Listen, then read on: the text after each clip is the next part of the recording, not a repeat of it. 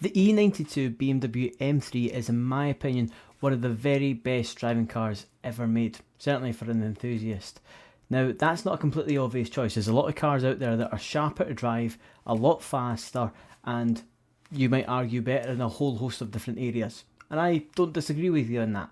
However, I'm going to take it a drive around Cadwell Park and sort of explain to you why that is, and hopefully you might agree with me, and then I'll set a fast lap time.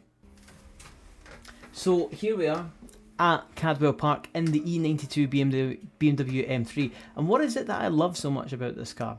Well, this car, being an M3, means it's one of the great lineages in automotive culture.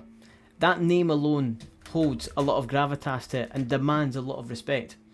And this car is the only M3 ever to be made with a V8 engine. The very first one ever had a 4-cylinder, then the rest of them were 6 cylinders. This one is the V8, the S65 engine.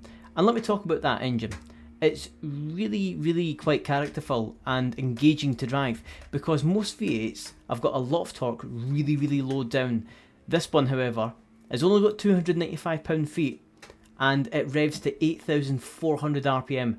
In an actually aspirated engine, you really have to work to get the torque when it lies that high up the rev range, which means that the driver engagement in this car is great. And we haven't even spoken about the chassis yet, which is absolutely fantastic. For example, if I initiate a little drift there, as you can see, it was really controlled, it was really linear in the way that the car moved across the tarmac. It wasn't sudden or anything like that. Even if I pull up the handbrake, you can see it's still easily recoverable and very easy to drift as well. And of course, there's a lot of BMWs like that, but I think the sort of mixture in this car's character of that potent sounding V8 engine, which makes it sound like a muscle car, and this supremely balanced sports car handling with such predictability to it, means that for me, this is one of the best driving cars ever made. Another factor as well is, in real life, how attainable this car is. I can't say that, you know, the best driving car ever made, or one of the best, as I'm claiming with this car, is some Ferrari that's, or McLaren that's, you know, millions and millions of pounds, because nobody's ever going to really get to experience those cars. However, something like this, you can buy one of these in the UK for around £20,000, and that's for a good one. 30 if you want one that's perfect.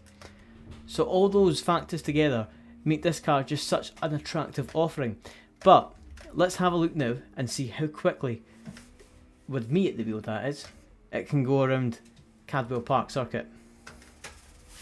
Okay, so here we are on our hot lap. We're going to brake just before the bridge here and power through this corner here in 4th gear, try and carry as much speed as we can over to this section here. Now there's a lot of hills in this section, which makes it really difficult to put down the power, especially in a rear wheel drive car like this. It's got quite a bit of power to it, even though I've just been talking about how it doesn't have that much torque. Still got a lot of horsepower there, 415 horsepower, so it's nice that we're able to get the car to behave itself going through that section there. Going to brake now at this board when the tarmac changes and come down to 2nd gear for this corner. You can do it in 3rd, however 2nd gear will give us a bit more of a punch in a car like this, which really demands you to use all of the rev range. This is such an awkward corner because it's actually several corners in one, but in the exit to this one, this little chicane here, I'm going to try and stay in the middle of the track through that entry there. And I'm talking about an area that I've already passed, but in this area, I'm going to sort of hug the left hand side and get a nice straight exit here. Little wheel in the grass, shouldn't slow me down too much. And this really slow speed section here, the temptation is to try and fly through it. However, if you do that, you'll just be untidy and you'll probably cost yourself more time. This section here though makes me feel like a rally car driver, because once again it's got some really steep hills and all the hills are situated on corners. A rare 1st gear corner here. What I mean by that is there's not many tracks that have 1st gear corners, but that's definitely one. Really slow speed. Before you go back onto this back straight here, and let's see what time we're going to set. Okay, so 144.6.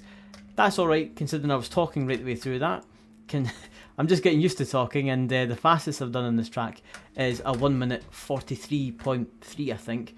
But you can have a go if you've got a Assetto Corsa, because this car is actually one of the base cars that comes with the game. This track isn't no, I'll leave a link to it in the description of the video, and you can see if you can beat either the time that I just done there, the 1 minute 44.4, or my personal best time, which is 1 minute 43.3. With that in mind, thanks very much for watching this video. I hope you've enjoyed it, and next week I'll be uploading another one. Also, if you'd have any suggestions for how I can make my videos better, how I can make my presenting style better, please do leave a comment. That way I can have a look at it and sort of tweak how it is that I'm doing this. Thanks. Bye.